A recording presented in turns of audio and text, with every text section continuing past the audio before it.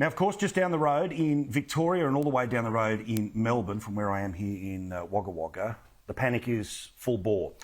The Victorian Cabinet is meeting as we speak. The Acting Premier James Merlino is chairing a meeting of Cabinet that will decide tonight whether there will be another snap lockdown after a few more cases have popped up when it comes to coronavirus. They've spread a little further than just the northern suburbs and a couple of Bayside areas.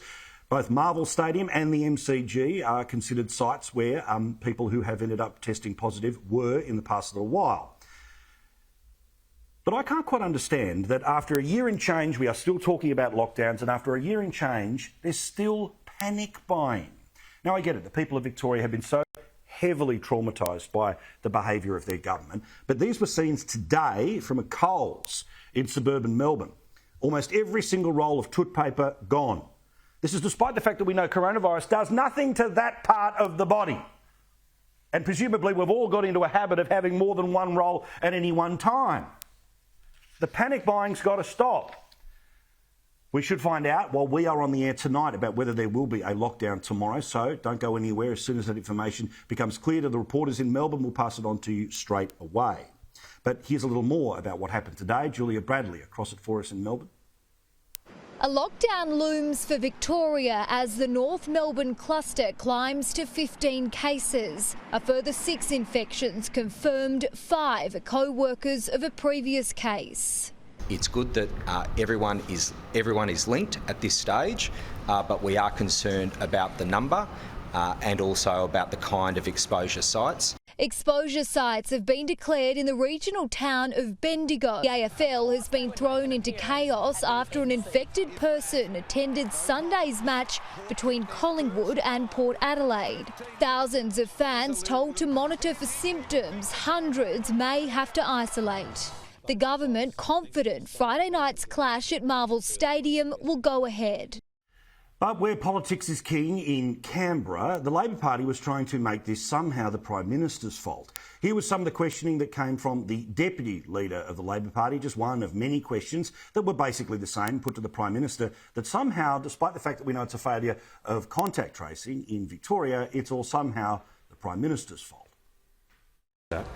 The current Melbourne COVID outbreak has been linked to a man who caught the virus while in hotel quarantine in South Australia.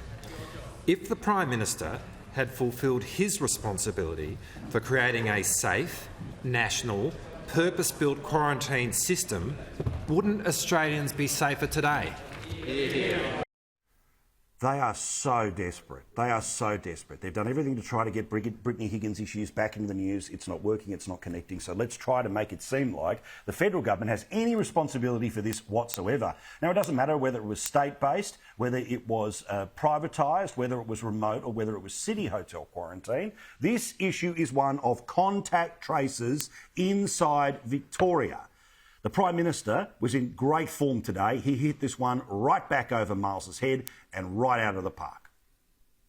On every opportunity when they're tested, Mr Speaker, they'd rather fight the Liberal Party, fighting those Tories, Mr Speaker, which is the reason why the leader of the Labor Party came here. Didn't come here to work together to get solutions. He just came here to fight the Tories, Mr Speaker.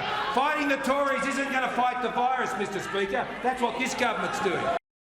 And the PM seems to have taken a leaf out of our book, pointing out the each-way elbow approach when it comes to coronavirus, the pandemic and the government response.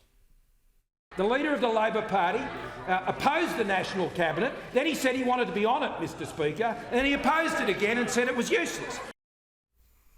Each-way elbow. No wonder this bloke is running third to don't know in the opinion polls when it comes to preferred Prime Minister. You always should know what the alternatives are because there will be an opportunity to vote on that sooner rather than later. But they decided to go back yet again to try to somehow find a way to make the federal government responsible for what is slowly unfolding and is not getting better in Victoria. My question is to the Prime Minister. Prime Minister, how many of the Victorians infected in the latest COVID-19 outbreak were vaccinated? Well, hang on. So before we start trying to pretend that there's a problem with the vaccine rollout here, the problem, let's all say it again, is contact tracing in Victoria. where the Department of Health and Human Services couldn't tell the difference between Epping and Epping North. Now, that's not a major difference when we're talking about the entire map of Australia, but when we are talking about specific sites people had gone to in Melbourne, the chance to put out the spot fire before it becomes the bushfire, that's why the Victorian Cabinet is tonight, as we speak, trying to work out whether there's going to be another lockdown. When that news breaks, we'll bring it to you straight away. But if you want to talk about irresponsible things that have been said in and around the vaccine, well, you don't have to look any further than comments that have not been paid enough attention to, but we're going to keep talking about them here. They are the Queensland Health Minister. Now, you've heard a lot about vaccine hesitancy. It's sort of the buzzword at the moment for people who are literally just holding on getting the jab. Now, today in Melbourne, there were a lot of people who were lining up to get the jab, but then there is the absurdity that was said by the Queensland Health Minister that even if you are a Queenslander who is fully vaccinated and you went to Melbourne, you're still going to have to home quarantine for 14 days. You want to talk about vaccine hesitancy when the Health Minister of a state effectively says it doesn't matter if you get the vaccine, it's a disgrace. They stop you from getting very, very ill and likely to end up in ICU or losing your life. But it doesn't stop you carrying the virus and potentially transmitting it to someone else. Fair dinkum. That's the new Health Minister in Queensland. Before that, she was the Attorney General. Her last act as the Attorney General before the last Queensland election was to make it a criminal offence for people like me to tell people like you on television which political candidates are being investigated for corruption. These people might be very powerful and sometimes very popular, but sometimes they are just not up to it. No matter what smears, what distractions, you know what the reality is. Victoria is on the verge of lockdown because of contact tracing. Nothing else right now.